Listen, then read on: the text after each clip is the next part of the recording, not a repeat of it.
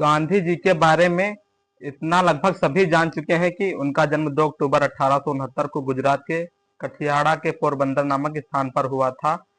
लेकिन आज हम इस वीडियो में गांधी जी के बारे में सिर्फ इतना ही जानेंगे कि वह ऐसे कौन से एक केस के सिलसिले में दक्षिण अफ्रीका गए जिससे वह 21 साल बाद भारत आए। ऐसी कौन सी चुनौतियों का उन्होंने दक्षिण अफ्रीका में सामना किया।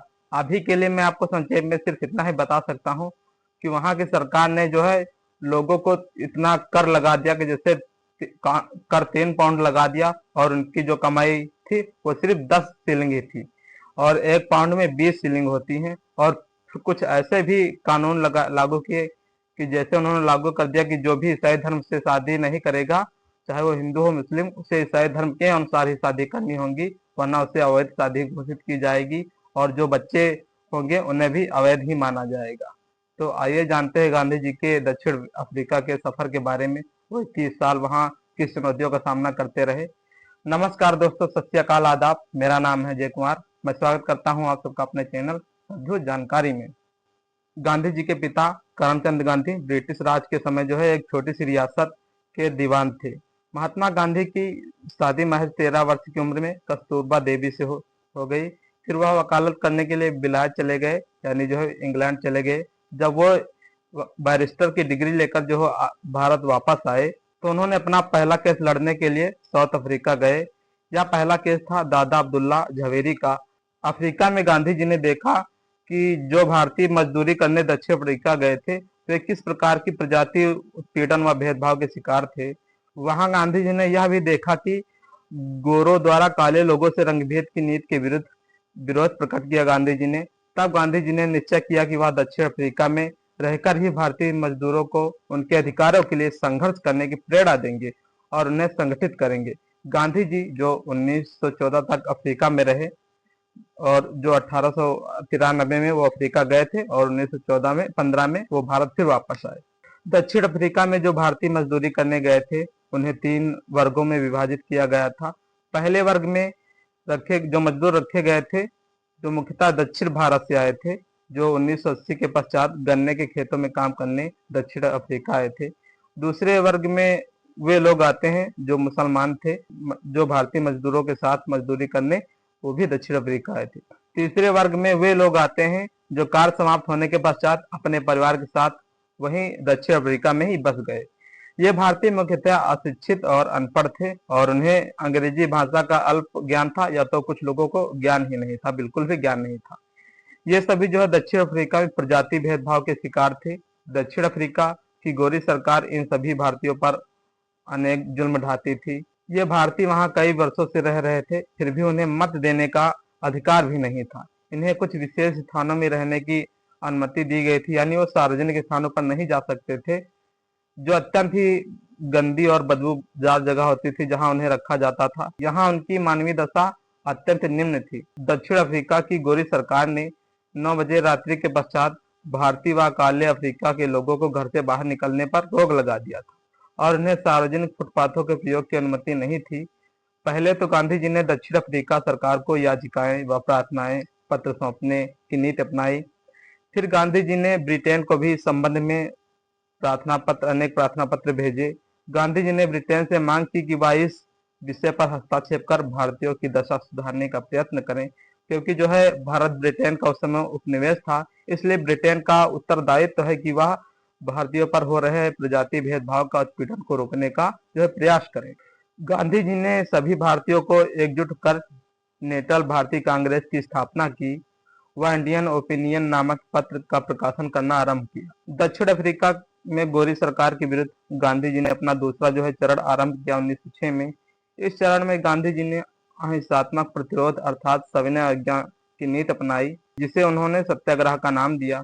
दक्षिण अफ्रीका सरकार ने 1906 में एक कानून बनाया जिसमें प्रत्येक भारतीयों के लिए यह अनिवार्य कर दिया गया कि वे अपने अंगूठे के निशान वाले पंजीकरण प्रमाण पत्र को हर समय अपने पास रखें। इसके खिलाफ गांधी जी के नेतृत्व में सभी भारतीयों ने इस भेदभाव मूलक कानून का विरोध करने का निर्णय लिया। गांधी जी ने अहिंसात्मक प्रतिरोध सभा का गठन किया। गांधी जी सहित कई भारतीयों को पंजीकरण कानून का विरोध करने के कारण जेल में डाल दिया गया। अधिकारियों ने स्वयं इन सभी निडर भारतीयों का छल पूर्वक रजिस्ट्रेशन कर दिया, लेकिन गांधी जी की अगुवाई में रजिस्ट्रेशन के कागजातों को सामूहिक रूप से जला दिया गया। 1908 में सरकार ने एक और कानून बनाया जिसका उद्देश्य प्रवासी भारतीयों के प्रवेश से रोकना था। नेटाल में भारतीय कांग्रेस के वरिष्ठ लोगों ने आंदोलनकारियों का साथ दिया। सरकार ने फिर विरोधियों के प्रति दमन का मार्ग अपनाया, गांधी जी को जेल भेजा और साथ में जो अन्य लोग आंदोलनकारी थे उनको भी जेल भेज दिया। वहां उन्हें तरह तरह की यातनाएं दी, बहुत उन्हें मारा पीटा, कई तरह की यातनाएं दी, पीड़ा दी, ताकि वो टूट जाए, आंदोलन को छोड़ दें। गांधी जी के नेतृत्व में चल रहा आंदोलन धीरे धीरे संकटग्रस्त होने लगा। आंदोलनकारियों की सक्रियता धीरे धीरे कम होने लगी। सरकार का अड़ियल रुख बरकरार रहा। आंदोलन जारी रखना भी जरूरी था, क्योंकि वहां के लोगों के साथ को जो वहां के लोग रह रहे थे उनको इंसाफ दिलाना था। लेकिन आंदोलन से जुड़े भारतीयों के मध्य आर्थिक समस्या खड़ी हो गई। इन सब परिस्थितियों को देखते हुए गांधी जी ने 1910 में टॉलस्टॉय फार्म की स्थापना की। इस फार्म में गांधी जी ने अपने एक जर्मन शिल्पकार मित्र कालेनबाख की मदद से सत्याग्रहियों को परिवार की पुनर्वास समस्या को हल किया व उनके भरण पोषण की व्यवस्था की। भारत से वहां काफी पैसा भेजा गया। तकरीबन 1910 या फिर 11 में अफ्रीकी सरकार ने भारतीयों पर और अत्याचार ढाना शुरू किया। यह अत्याचार उन्होंने इस प्रकार की कर बढ़ाकर दक्षिण अफ्रीका में बसे भारतीयों पर सरकार ने 3 पाउंड जो है कर लगा दिया, जबकि उनकी जो मासिक आय होती थी वो सिर्फ 10 शिलिंग होती थी और 1 पाउंड में लगभग 20 शिलिंग होती थी। 3 पाउंड कर लगाकर उनका जीना दुश्वार कर दिया गया। आप समझ सकते हैं कि दक्षिण अफ्रीका में कितना जुल्म ढाया जा रहा था भारतीयों पर।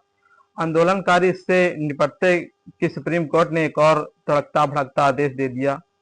वो सभी शादियां जो ईसाई धर्म के अनुसार नहीं हुई हैं उन्हें अवैध घोषित कर दिया, यानी कि हिंदू, मुस्लिम, पारसी रीति रिवाजों से संपन्न सभी शादियां अवैध थी। ऐसी शादियों से जिन संतानों को जन्म हुआ उन्हें भी अवैध माना गया।